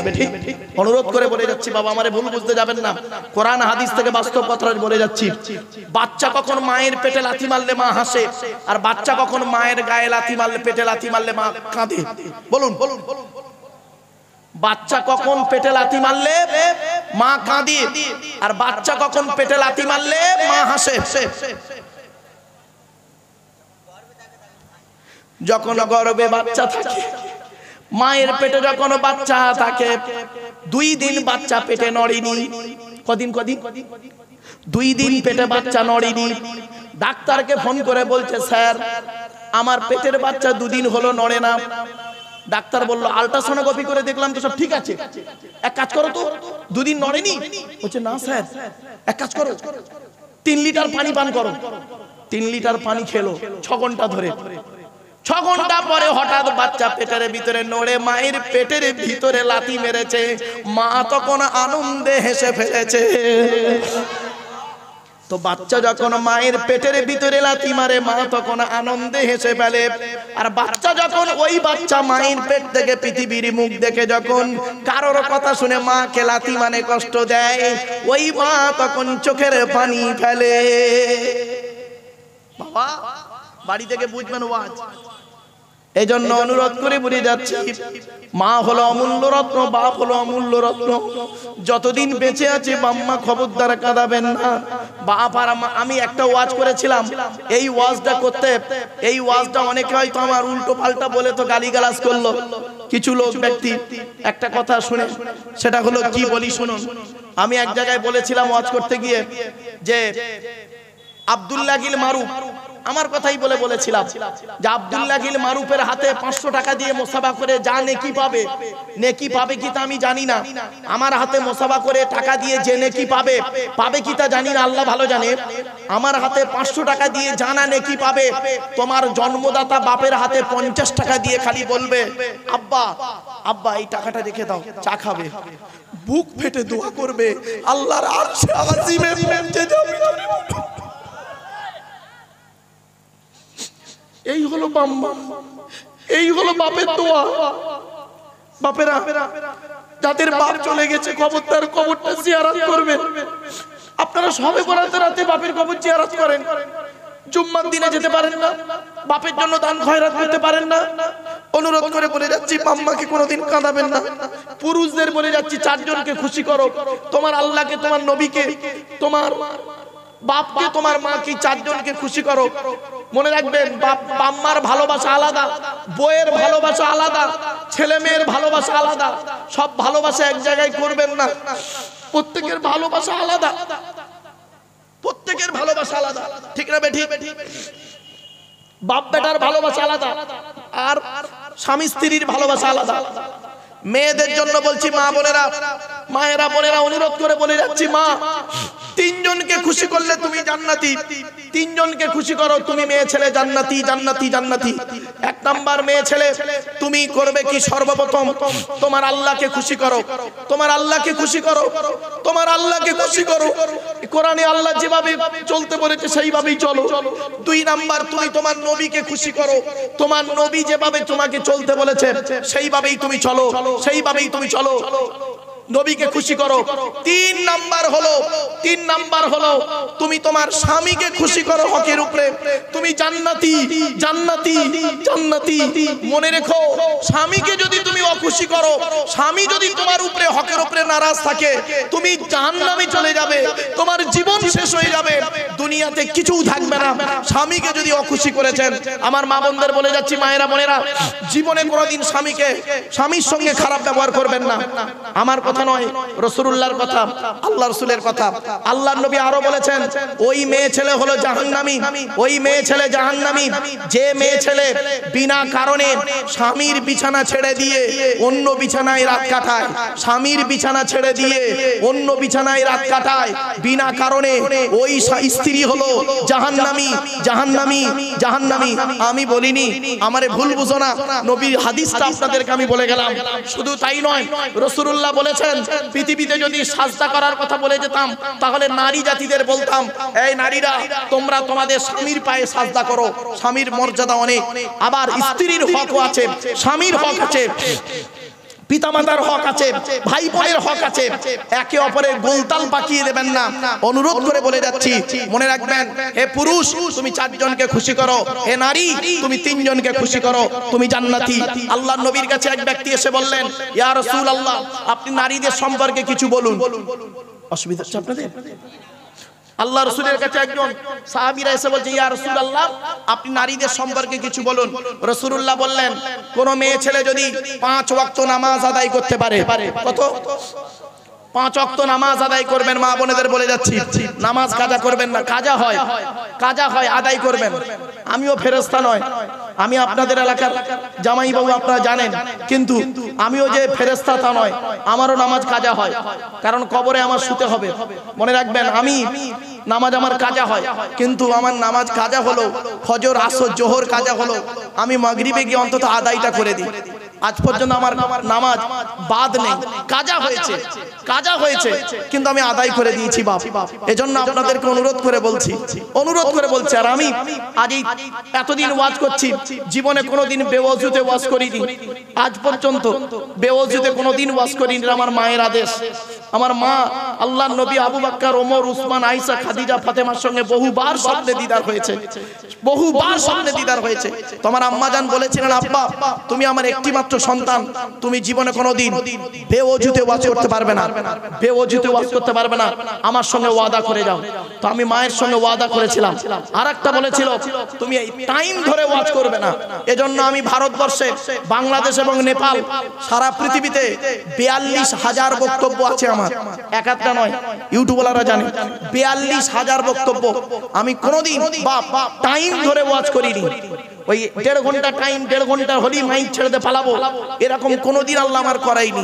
2 ঘন্টা, 3 ঘন্টা, 4 ঘন্টা, 5 ঘন্টা পর্যন্ত বকেছি, অসুবিধা নেই। এজন্য আপনাদের করজোড়ে বলে যাচ্ছি, আমার পরেই যিনি আসছেন, ওস্তাজুল আসাতিজা, উস্তাদুল আসাতিজা, আমার উস্তাদ শাইখুল হাদিস হযরত আল্লামা আমজাদ হোসেন বুখারী মাদ্দাসাল্লাহু আলী, আমার উস্তাদ। এখানে অনেক গ্রামের অনেক আলেম উলামা আছে, তাদেরও উস্তাদ তিনি, ফুরফুরা মাস্টার শাইখুল হাদিস আমজাদ সাহেব হুজুর আছেন, আমার পরেই উঠবেন। তার আগে আমি তার ছাত্র, নগণ্য ছাত্র হিসেবে আপনাদের কাছে দুটো কথা আপনাদের বলে যাচ্ছি বাপ, অনুরোধ করে বলে গেলাম, আপনাদের কথাগুলো একটু মাথায় রাখুন। তো 1 নাম্বার হলো, আল্লাহর কোরআন বলছে, নবী তুমি বলে দাও, টাকা পয়সা সর্বপ্রথম ব্যয় করবে বাপ আর মায়ের পেছনে। কার পেছনে? বাপ আর মায়ের পেছনে ব্যয় করবে। বাম্মা কি জিনিস, কোরআন হাদিস থেকে গবেষণা করলে কল্পনা করতে পারবেন না। বাম্মা আলাদা, স্ত্রী আলাদা, ছেলে মেয়ে আলাদা, ঠিক না বেঠিক? প্রত্যেকের আলাদা ভালোবাসা, আলাদা সম্মান, আলাদা স্তর, কোনোদিন সবকটা এক করে ফেলবেন না। অনেক মেয়ে ছেলেদের ধারণা হয় কি জানেন, খারাপ সেন্স নেবেন না, অনেক শাশুড়ি আছে, আমার মা বোনেরা আছে, অনেক শাশুড়ি আছে কি করে দেখবেন, অনেক শাশুড়ি আছে, ছেলের বিয়ে হয়েছে, ছেলে আর বৌমা, ছেলে বৌমা ঘরের ভিতরে খাচ্ছে, ও বাবা, ছেলে বৌমা ঘরের ভিতরে খাচ্ছে বলে শাশুড়ি মানে ছেলের মার গা জ্বলতেছে। তার ধারণা কি, আমার মেয়েটা আমার ছেলেটার তাবিজ করে নিয়ে সব একসাথ করে নিয়েছে। এই তো মুসলমানদের ধারণা, তাবিজ করে নিয়েছে তোমার ছেলেকে। আরে মা, তোমার বুঝতে ভুল হচ্ছে, ওদের স্বামী স্ত্রীর ভালোবাসা আলাদা, তুমি মা, তোমার ভালোবাসা আলাদা। মনে রাখবে কোনোদিন দুটো এক হয় না, ঠিক না বেটি? আল্লাহর নবী বলেছেন, আমি বলিনি, আল্লাহর নবী বলেছেন তিন ব্যক্তির দোয়া আল্লাহর দরবারে কবুল হয়, কোনো মিস যায় না। এক নাম্বার হলো দাওয়াতুল মাজলুম, অত্যাচারকৃত মানুষের দোয়া। অত্যাচারকৃত মানুষের দোয়া। কোন স্বামী যদি তার স্ত্রীর উপরে অন্যায়ভাবে অত্যাচার করে, আর স্বামী যদি বলে আল্লাহ আমি অন্যায় করিনি, কোন স্বামী যদি তার স্ত্রীর উপরে অন্যায়ভাবে অত্যাচার করে, আর ওই স্ত্রী যদি বলে খোদা গো আমি অন্যায় করিনি, আমার স্বামী আমার উপরে নির্মমভাবে অত্যাচার করছে, আল্লাহর তরফ থেকে গজব পড়বে, বলতে আর হবে না। কোন স্ত্রী যদি কোন স্বামীর উপরে অন্যায়ভাবে অত্যাচার করে, আর ওই স্বামী যদি বলে আল্লাহ আমি অন্যায় করিনি, আমার স্ত্রী আমার উপরে নির্মমভাবে অত্যাচার করছে, বিভিন্ন দিক থেকে অত্যাচার করছে, আল্লাহ তুমি এর বিচার করো, আল্লাহর তরফ থেকে গজব পড়বে, বলতে আর হবে না। অনেক ননদ আছে দেখবেন, ভাইয়ের কানে কামড়াচ্ছে যাতে ভাই ভাবিকে মারি, এই ধান্দা করে। এই যুবতী বোনেরা শুনে নাও, ঘুটে পড়ে গোবর হাসে, ঘুটে বলে তোর একদিন আছে। তুমি ভাবি পরের মেয়েকে যদি আপন করতে না পারো, তোমাকেও একদিন লোকের বাড়ি ভাবি হয়ে যেতে হবে, আল্লাহর তরফ থেকে গজব পড়বে, বলতে আর হবে না। অনেক বৌমা আছে দেখবেন ডেঞ্জার, স্বামীর ইনকাম বেশি, স্বামীটাকে নিয়ে, ছেলেটাকে নিয়ে, মেয়েটাকে নিয়ে খালি আলাদা খাবার ধান্দা করে। একই দিয়ালের এপারে স্বামী স্ত্রী ছেলে মেয়েকে নিয়ে মুরগির মাংস দিয়ে ভাত খাচ্ছে, আর দিয়ালের ওপারে বুড়ো বুড়ি শ্বশুর শাশুড়ি পিতামাতা আলু ছানা ডাল খাচ্ছে। ওই বৌমার একটু বিবেকে বাঁধলো না যে আজকের আমার বাম্মা যদি থাকতো দিয়ালের ওপারে আমি গোপনে এক পেয়ালা তরকারি দিয়ে আসতাম। এ বৌমা, তুমি যারই মেয়ে হও না কেন, তুমি তোমার শ্বশুর শাশুড়িকে যদি নিজের বাম্মার মতো ভক্তি শ্রদ্ধা করতে না পারো, তোমার মতো বৌমাও হলো জাহান্নামী। ইসলাম কোনোদিন এক পেশে কথা বলে না। অনেক শাশুড়ি আছে দেখবেন, মেয়ের পেটে বাচ্চা, বৌমার পেটে বাচ্চা, মেয়েটাকে খালি ফল পাকড় করে খাওয়াচ্ছে, ভালো করে দেখছে, আর বৌমাকে সারাদিন গাদার মতো খাটাচ্ছে। বেচারা দুদিন বৌমা উঠতে পারেনি, অসুস্থ, পাড়ায় বলে বেড়াচ্ছে আমরা আর পেটে বাচ্চা ধরিনি, একাই শুধু পেটে ছাবাল ধরে। ঠিক এইভাবে ভাষা বলে, ঠিক না বেঠি? খবরদার নয় মা, খবরদার নয়। আমি বাস্তব ওয়াজটা করি, তো বাস্তব ওয়াজটা সমাজের কাছে তুলে ধরি, বাস্তব কথাগুলো তুলে ধরি কোরআন হাদিসের আলোকে। শুনে নিন, অবাক হয়ে যাবেন।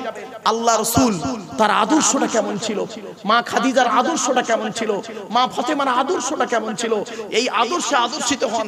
মা বোনেদের বলে যাচ্ছি, বাবাজি যুবক ভাইদের বলে যাচ্ছি, অনেকক্ষণ বলে ফেললাম না, অসুবিধা হচ্ছে আপনাদের? আর একটু হবে না, বন্ধ করে দেবো? হবে। চলুন একবার দরুদ শরীফ, আল্লাহুম্মা সাল্লি আলা।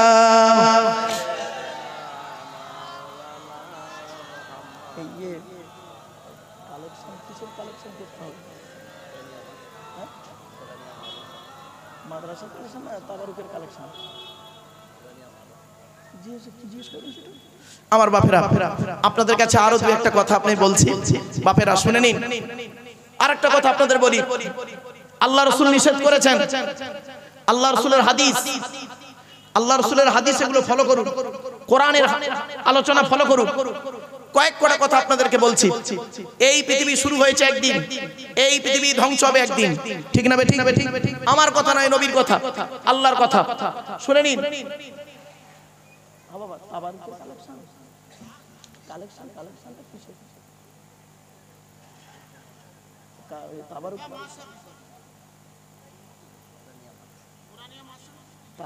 তাবারুকের নয় তো, তাবারুকের কালেকশন শুধু মাদ্রাসার কালেকশন। আচ্ছা ঠিক আছে বাবা, চিন্তার কোনো কারণ নেই। হয়তো অনেকে ভাবছেন, আমি তো জিজ্ঞাসা করলাম, খারাপ সেন্স নেবেন না, কেউ উঠে চলে যাবেন না, অন্তত আর কয়েক মিনিট কোরআন হাদিসের কথাটুকু একটু শুনুন, আর নবীর হাদিসগুলো একটু গবেষণা করুন। চলুন কয়েকটা কথা আপনাদের বলে দিচ্ছি।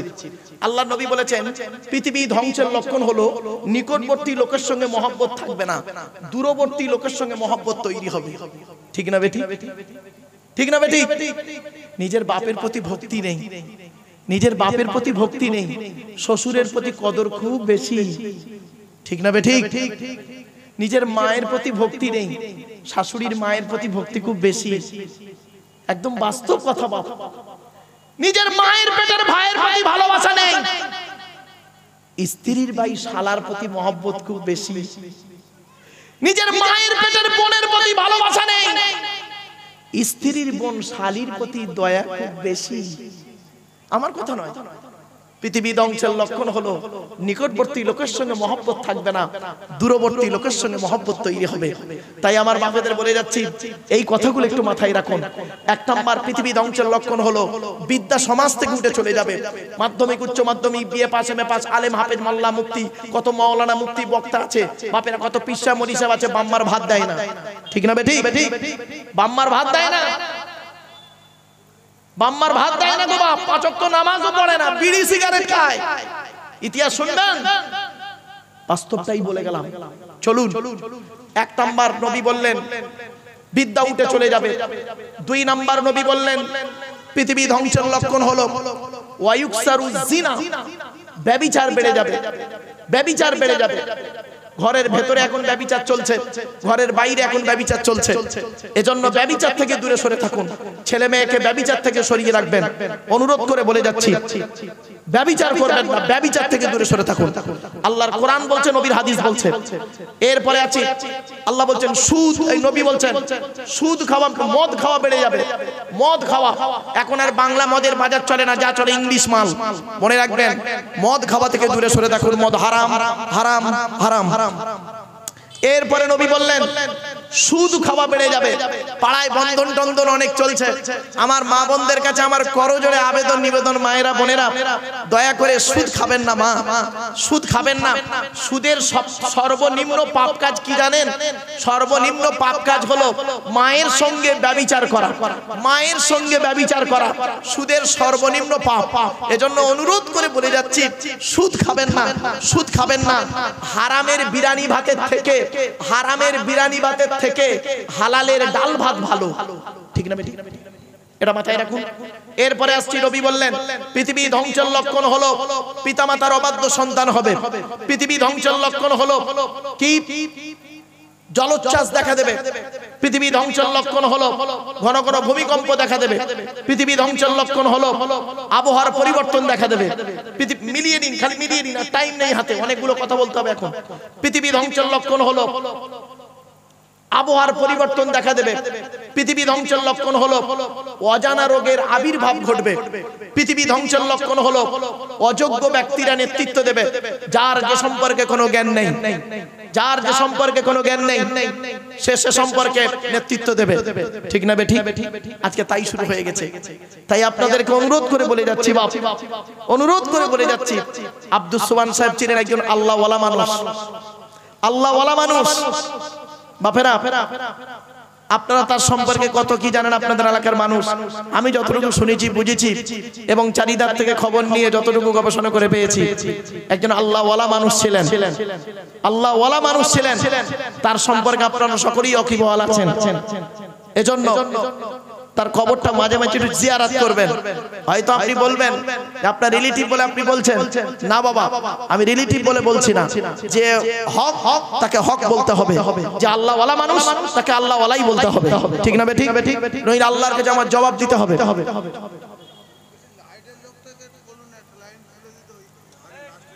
আচ্ছা বাবা, লাইটের লোক যে আছে একটু গিয়ে লাইনটা ওই ধারে খুলে দেন।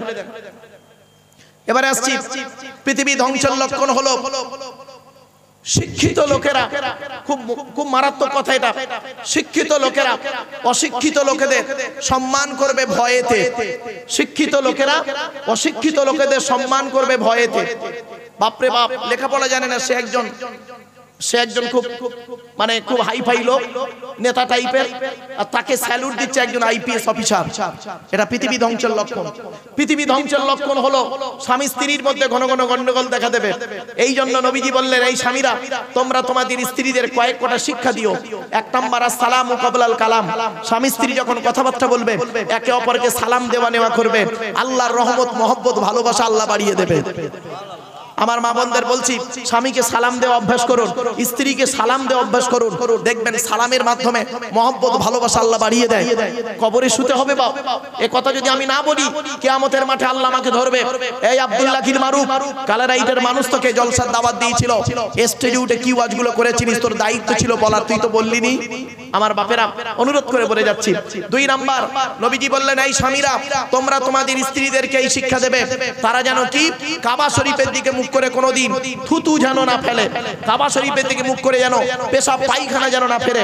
আরো বলা হয়েছে, তোমরা তোমাদের স্ত্রীদেরকে এই শিক্ষা দেবে, তারা যেন কোনোদিন বাজে পোশাক পরিহিত অবস্থায় বাইরে না বেরোয়। মেয়েদের 5 রকম পোশাক পরা হারাম।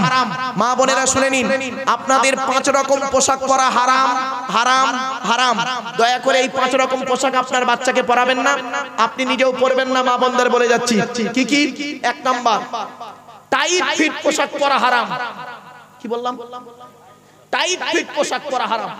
টাইট ফিট পোশাক পরতে পারো, ওর উপরে চাদর বা কাপড় দিয়ে ঢেকে নিতে হবে। 1 নাম্বার। 2 নাম্বার, ওই পোশাক পরা হারাম মেয়েদের, বেধর্মীদের মতো পোশাক পরা হারাম।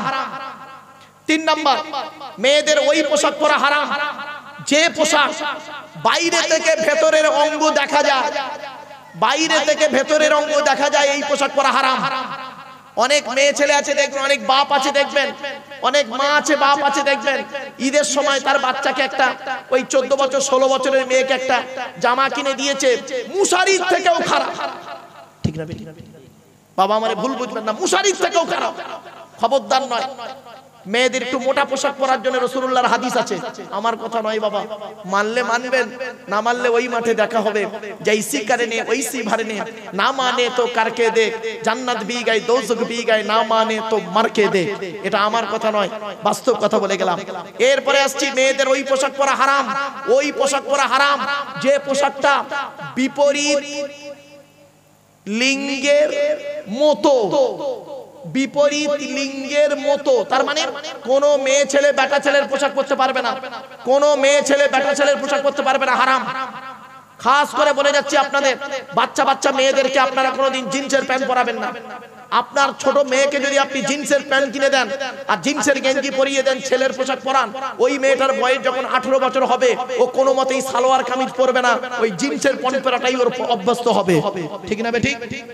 বাপেরা রাগ করবেন না, কথাগুলো হয়তো শুনতে খারাপ লাগলো, আমি কিন্তু বলতে বাধ্য হলাম। চলুন, কেন আমি যদি না বলি আমাকে ধরা হবে কিয়ামতের মাঠে। চলুন। এরপরে 5 নাম্বার, মেয়েদের ওই পোশাক পরা হারাম যে পোশাকটা পরলে বিপরীত লিঙ্গকে আকর্ষণ করে। কি বললাম? বিপরীত লিঙ্গকে আকর্ষণ করে। আমার অনেক মা বোন আছে, এই কালেরাইটে নেই, অন্যান্য এলাকায় দেখেছি তো, দেখবেন অনেক মা বোন আছে তারা পুকুরে গোসল করে, পুকুরে গো বাবা, পুকুরে গোসল করে, অথবা রাস্তার ধারে কোনো সরকারি কলে গোসল করে। একজন মেয়ে ছেলে যদি কলে গোসল করে ভিজে কাপড় পরিহিত অবস্থায় রাস্তা দিয়ে যদি হেঁটে যায়, অত্যন্ত বিচ্ছিরি খারাপ।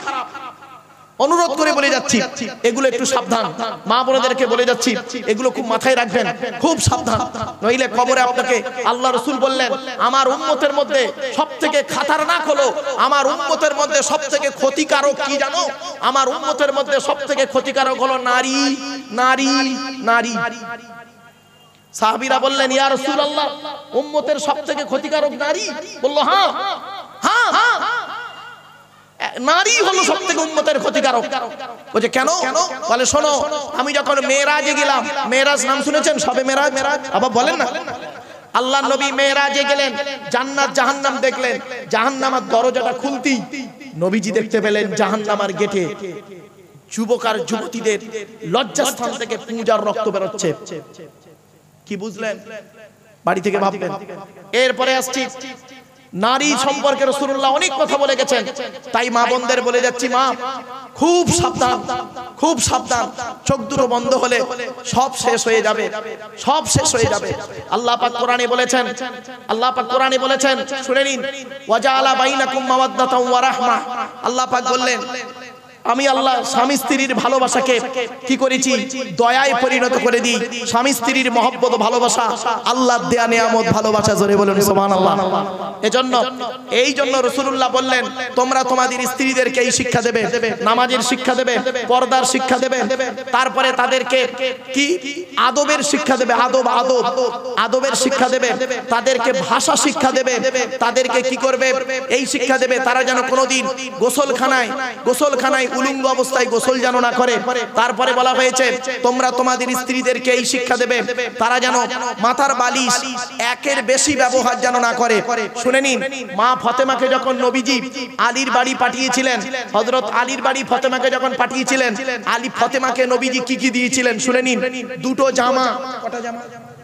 দুটো জামা একটা জাঁতা একটা পানির কলসি একটা খেজুর পাতার চাটাই আর একটা চামড়ার বালিশ কটা একটা চামড়ার বালিশ এই জন্য রাসূলুল্লাহ বললেন স্বামী স্ত্রী যখন ঘুমাবে একটা লম্বা বালিশে মাথা রেখে ঘুমাবে আল্লাহর রহমত মহব্বত ভালোবাসা আল্লাহ বাড়িয়ে দেবে জোরে বলুন সুবহানাল্লাহ শুধু তাই নয় আরো বলা হয়েছে যে স্বামী স্ত্রী যখন ঘুমাবে স্ত্রী যদি ওর মাথার লম্বা চুলটা ওই বালিশের উপরে বিছায় দেয় আর স্বামী যদি স্ত্রীর চুলের উপরে মাথা রেখে ঘুমায় ওই স্বামী ওই মুহূর্তে জীবনে কোনোদিন অন্য কোনো মেয়ের কথা ওর মনেই আসবে না জোরে বলুন সুবহানাল্লাহ আমার মা বোনদের বলি স্বামীকে আয়ত্ত করতে গেলে তাবিজ করতে হবে না রোজার কাছে যেতে হবে না আমার রাসূলুল্লাহর হাদিসগুলো আমল করুন দেখবেন বাস্তব রাসূলুল্লাহ বলেছেন ওই মেয়েটা জান্নাতি যে মেয়ের স্বামী বাইরে থেকে অথবা বাজার থেকে এলো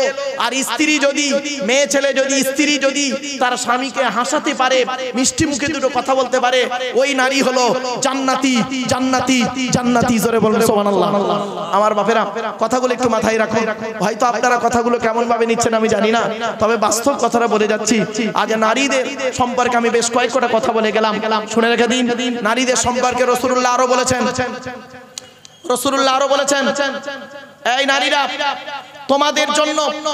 তোমাদের জন্য তিনটে জিনিস যথেষ্ট এক নাম্বার 5 ওয়াক্ত নামাজ আদায় করো কোন নারী যদি 5 ওয়াক্ত নামাজ আদায় করতে পারে রমজান মাসের রোজা আদায় করতে পারে আর নিজের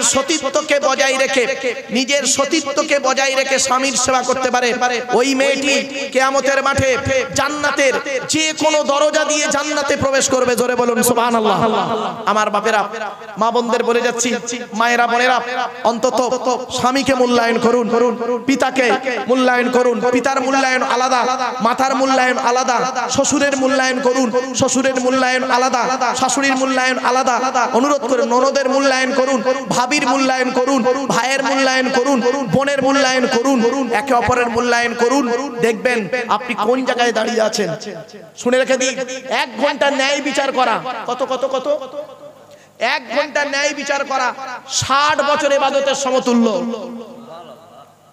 আপনি নামাজ পড়বেন জান্নাতে যাবেন শুনে রেখে দিন কিয়ামতের মাঠে দুটো প্রশ্ন হবে আল্লাহর তরফ থেকে একটা আর বান্দার তরফ থেকে একটা আপনারা তো শুধু আল্লাহর তরফ থেকেই শুনে বসে আছেন বান্দার তরফ থেকে কি প্রশ্ন হবে শুনে নিন আল্লাহর তরফ থেকে প্রশ্ন হবে তুই নামাজ পড়েছিস